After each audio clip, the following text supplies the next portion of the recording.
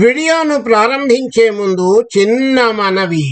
75,000కు పైగా సబ్స్క్రైబర్స్ కలిగి ఉన్న నా ఛానల్ను అతి త్వరలో లక్ష్య సంఖ్యకు చేరువ చేయమని, దయచేసి లైక్ చేసి షేర్ చేసి అనేక మందికి అందుబాటులోకి తీసుకురమ్మని కోరుకుంటున్నాను.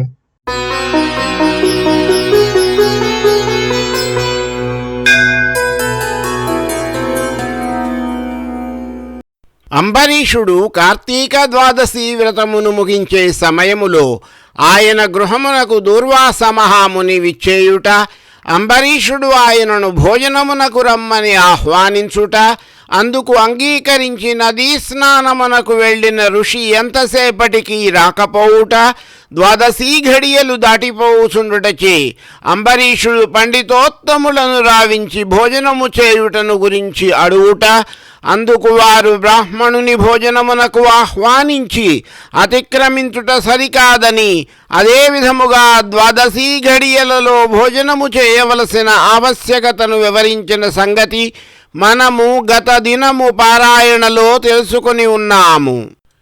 ఈ విధముగా సందిగ్ధములో పడిన పండితోత్తములు అంబరీషునితో, రాజా, మేము నీ సందిగ్ధమును తీర్చలేకున్నాము. నీ బుద్ధిచే దీర్ఘముగా ఆలోచించి నీ కెటుల అనుకూలించునో అటులనే చేయుము, ఇక మాకు సెలవిప్పించుము అని పలికిరి. అప్పుడు అంబరీషుడు వారితో, ఓ పండితోత్తములారా, నా అభిప్రాయమును ఆలకింపుడు. ద్వాదశీవ్రత నిష్టను విడచుట కన్నా విప్రుని యొక్క శాపము అధికమైనది కాదు. మధ్యే మార్గముగా జలపానము చేయుట వలన బ్రాహ్మణుని అవమానపరిచినట్లు అవదు. అదే సమయములో ద్వాదశీ వ్రతమును విడిచినట్లు కూడా కాదు. ఆ విధముగా చేసినచో దూర్వాసుడు నన్ను నిందింపడు, వ్రతభంగము కూడా కలుగదు.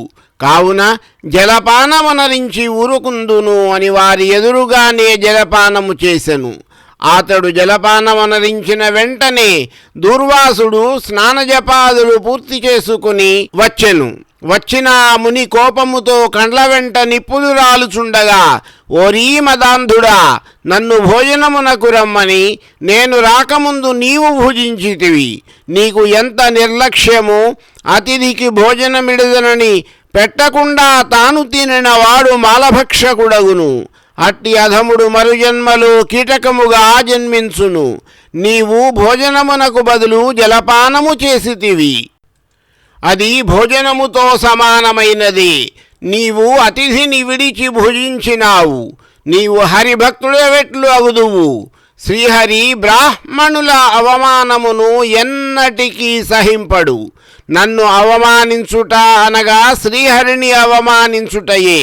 నీవు మహాభక్తుడనని అతి గర్వము కలిగి ఉన్నావు.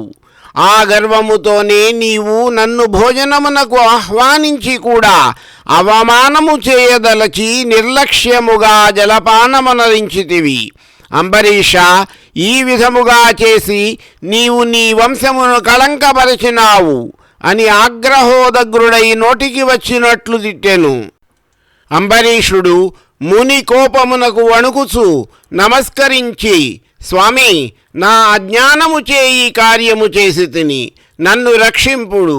బ్రాహ్మణులకు శాంతియే ప్రధానము.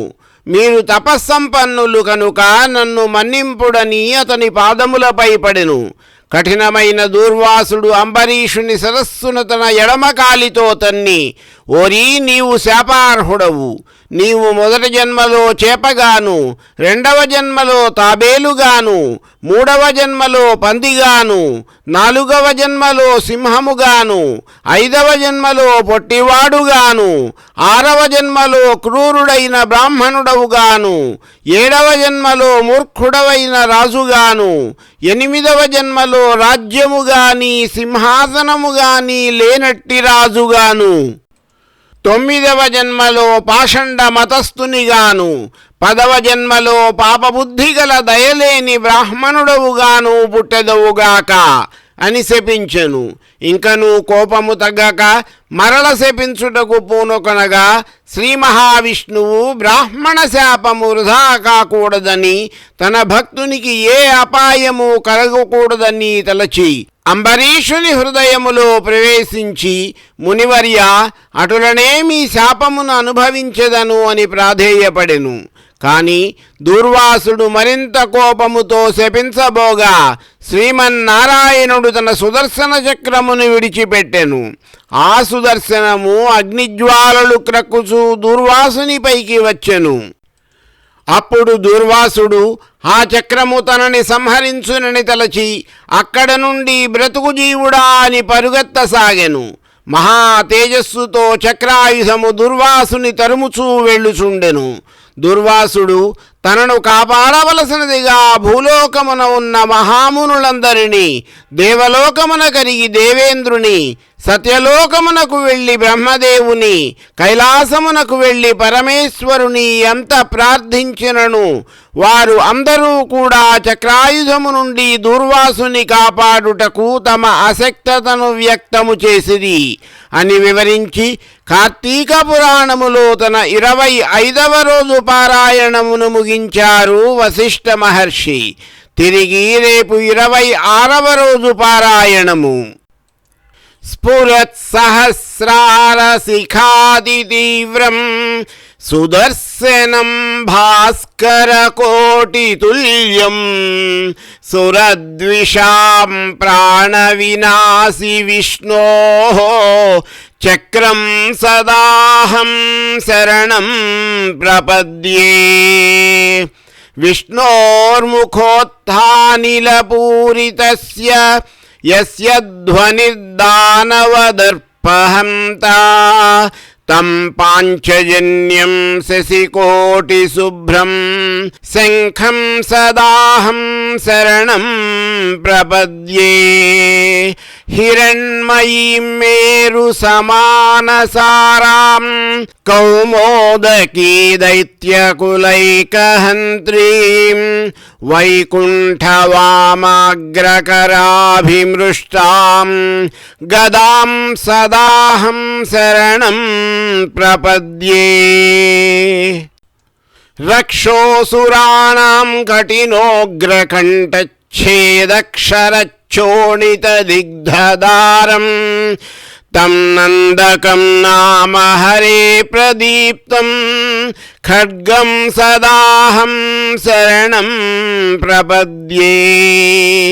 యజ్ఞానినాదశ్రవణాత్ సురాణాం చేతాంసి నిర్ముక్తభయాని సద్యః భవంతి దైత్యాసని బాణవర్షి శార్జ్ఞం సదాహం శరణం ప్రపద్యే. ఇమం హరేః పంచమహాయుధానాం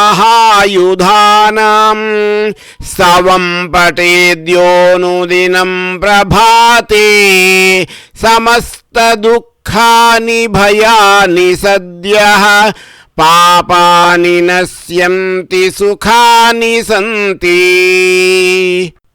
వనే రణే శత్రుజలాగ్నిమధ్యే యదృచ్ఛయాపత్సు మహాభయేషు ఇదం పఠన్ స్తోత్రమనాకులాత్మా సుఖీ భవేత్ తత్కృత సర్వరక్షః. యచ్చక్రశంఖం గదఖడ్గశార్ఞిణం పీతాంబరం కౌస్తుభవత్సలాంఛితం శ్రియా సమేతోజ్వలశోభితాంగం విష్ణుం సదాహం శరణం ప్రపద్యే. జలే రక్షతు వారాహః స్థలే రక్షతు వామనః అటవ్యాం నారసింహశ్చ సర్వతః పాతు కేశవః ఇతి పంచాయుధ స్తోత్రం.